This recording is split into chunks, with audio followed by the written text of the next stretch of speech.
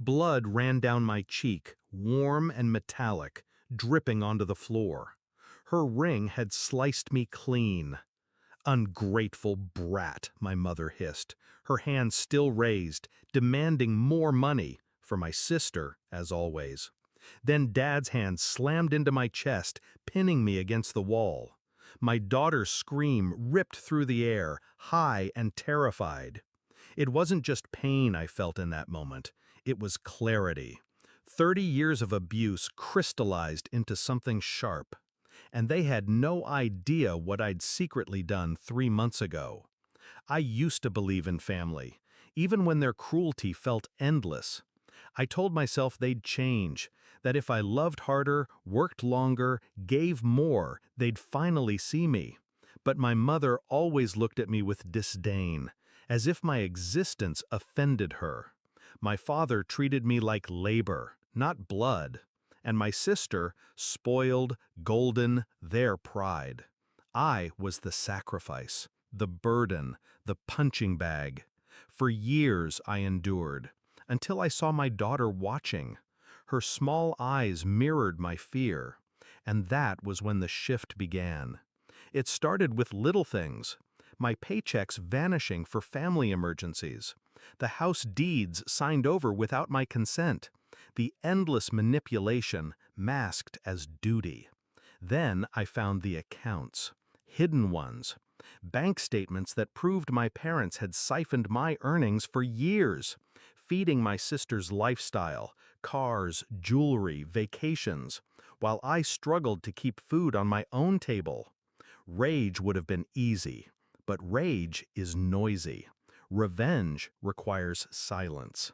So 3 months ago, I took my silence to the bank. I opened accounts in my daughter's name. I rerouted every payment, every transfer, every asset that legally tied back to me. Slowly, carefully, I cut them out of the veins they'd been draining for decades. And while I did, I whispered to myself, power shifts without warning.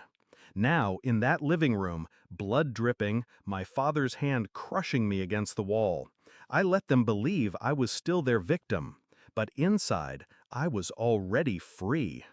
"Get her wallet," Mom barked at Dad. Her voice trembled with greed, not fear. Always hungry, always taking. My daughter cried harder. That sound broke something permanent in me. I pushed Dad off with a strength he didn't expect. He staggered back, surprised. I wiped the blood from my face and smiled. "You want money?" I said softly. They leaned closer, ready to pounce. "Go check your accounts." Confusion flashed first, then desperation. I watched them scramble, Mom grabbing her phone, Dad yanking his laptop open, fingers frantic against the keys. And then it happened. The silence, the freeze, the dawning horror. Every account, empty. Every card, declined. 3 months of siphoning had left them dry. Their empire of control had crumbled without them noticing. Mom's face drained of color. Dad's breathing grew heavy. My sister's name lit up Mom's phone, calling again and again, probably stranded without her endless allowance. And me? I just stood there, calm, my daughter clinging to my side. You did this," Mom whispered, voice trembling. Dad's rage flared, but it was hollow now, powerless. He lunged forward, but I didn't flinch. "I told you," I said, voice low, "power shifts without warning." The fallout was merciless. Their debts surfaced fast, their creditors circled like vultures. The house seized, the cars repossessed. The perfect family reputation they flaunted shattered the moment whispers of fraud reached the community. I didn't need to raise a hand. Their downfall was financial, social, absolute. And I orchestrated it in silence. The confrontation wasn't the end. It was only the opening act. When investigators came asking about suspicious transfers and forged signatures, I gave them everything. Not as their child, but as their victim, and then as their executioner. The evidence was undeniable. They had built their castle on theft and abuse, and I had pulled the foundation away grain by grain until it collapsed under their feet. Now, when I pass by the house, foreclosed, windows boarded, I don't feel guilt. I feel justice.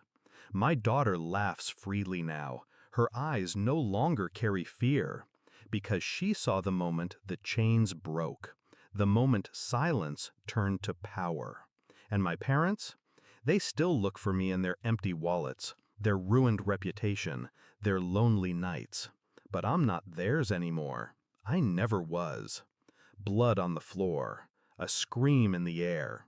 30 years of silence breaking in a single night. That was the last time they laid a hand on me, because power had shifted. And once it shifts, it never returns.